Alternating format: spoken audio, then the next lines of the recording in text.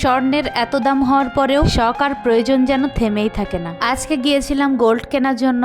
মানুষের মন বড়ই অদ্ভুত, একটা প্রয়োজন মিটলে আর একটা প্রয়োজন দেখা দেয়। হ্যালো এভরিওয়ান, আসসালামু আলাইকুম। কেমন আছো তোমরা সবাই? আজকে আমরা মা মেয়ে অনেক বেশি খুশি, কারণ আজকে যাচ্ছি আমরা গোল্ড কেনার জন্য। রেডি হয়ে গুটি গুটি পায়ে মেয়েটাকে নিয়ে নিচে নেমে আসলাম। প্রথমেই যাব বুথে, এখান থেকে টাকা তুলবো। আজকে অনেকগুলো টাকা তুলবো, তাই একবারে টাকা তুলতে পারলাম না, 3-4 বারে এই টাকাগুলো তুললাম। টাকা তুলে নিয়ে আমরা সোজা চলে যাচ্ছি স্বর্ণের দোকানে। স্বর্ণের দোকানে এসেই আমরা আংটি দেখা শুরু করলাম। 2-3টা দোকানে আংটি দেখার পর আমরা দেখতে দেখতে চলে যাচ্ছি কর্নারে একটা দোকানে। আমরা আজকে এসেছি নিউ মার্কেটের আলবারাকার নিচে একদম স্বর্ণ কাননে। এখানের প্রত্যেকটা ডিজাইন এত বেশি সুন্দর ছিল, দেখলে দেখার মতো। আমরা জামাইয়ের জন্য একটা আংটি দেখছি, আমার ননদের মেয়ের বিয়ে, মেয়ের জামাইয়ের জন্য আংটি দেখতে এসেছি। জামাইয়ের আংটি শাশুড়ির হাতে কেমন লাগছে তোমরা একটু কমেন্ট করে জানিও তো। আমি হতে যাচ্ছি মামি শাশুড়ি। নানা মামাদের তরফ থেকে জামাইয়ের জন্য একটা আংটি উপহার দিব, কিন্তু এখানে আসার পর মনটা একবারে খারাপ হয়ে গেল।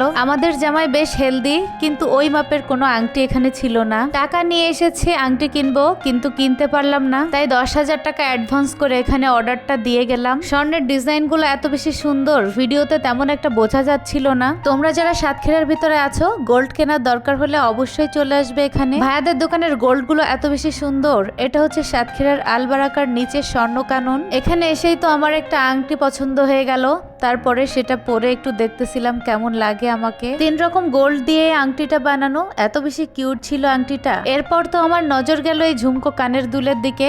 আমি এমনিতেই বরাবরই ঝুমকো অনেক বেশি ভালোবাসি, কিন্তু দুর্ভাগ্যক্রমে আমি এখনো একটা ঝুমকা বানাতে পারিনি। ইনশাল্লাহ ইচ্ছা আছে 2-3 মাসের ভিতর এই ঝুমকো কানের দুলটা এখান থেকে নিয়ে যাব। ভাইয়ারা আমাদেরকে কোক খেতে দিছে, তাই আমরা বসে বসে কোক খাচ্ছি এই গরমের ভিতর। এদিকে আরিশার জন্য ছোট্ট একটা কানের দুল দেখতেছিলাম, মেয়েটারও কান ছিদ্র করে দিব কিছুদিন পর। মেয়ে মানুষের আসলে শখের কোনো শেষ নাই। দেখতে আসলাম কি আর দেখতেছিলাম কি, মনে স্বপ্ন থাকলে অবশ্যই তা একদিন পূরণ হয়। আমার কাছে আগে স্বর্ণের গহনা এত বেশি ভালো লাগতো না, কেন জানি না এখন অনেক বেশি ভালো লাগে। আংটি অর্ডার দিয়েই চলে আসছি উপরতলায় মার্কেটে।